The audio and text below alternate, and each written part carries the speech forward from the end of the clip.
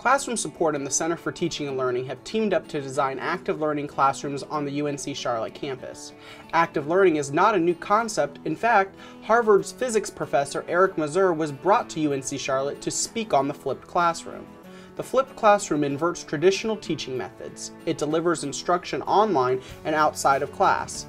Traditional lectures are replaced with a learning environment where students learn through interactive activities. Now we've taken that flipped classroom concept and we've called it active learning. Active learning is the process of being engaged with the application of knowledge. Students are expected to do their homework outside of class before the class starts.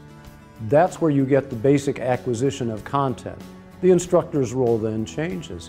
Now they're in charge of how that's applied. And to apply that concept, they're asking students to engage on an implementation level. The Center for Teaching and Learning has been researching the collaborative work that the UNC Charlotte faculty wants their students to engage in. However, currently UNC Charlotte does not have the kind of spaces that facilitates active learning.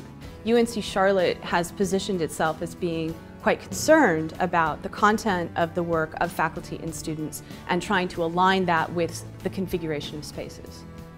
The Center for Teaching and Learning then approached Classroom Support to design an active learning space for the university. What went into designing the space was a lot of research and planning. We were looking for a proven model, something that other institutions had applied that was successful in the collaborative arena, and we found that in the NC State Scale-Up model developed by Bob Buechner. So we worked very closely. In fact, Bob was a consultant on this project.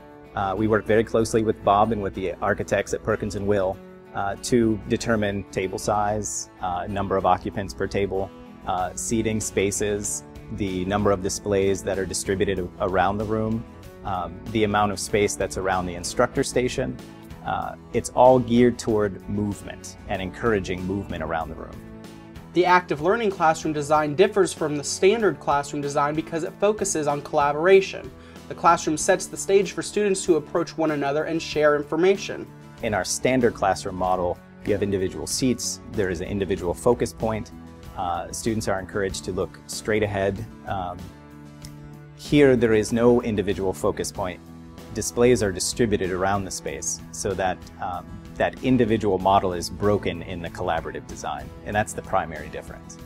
The potential for students to drive the content of the class is inherent in an active learning classroom. As soon as you take the professor out of the middle of the classroom and have them be the person guiding the students through much more peer-driven interactions and much more active learning, you have a new possibility in the classroom.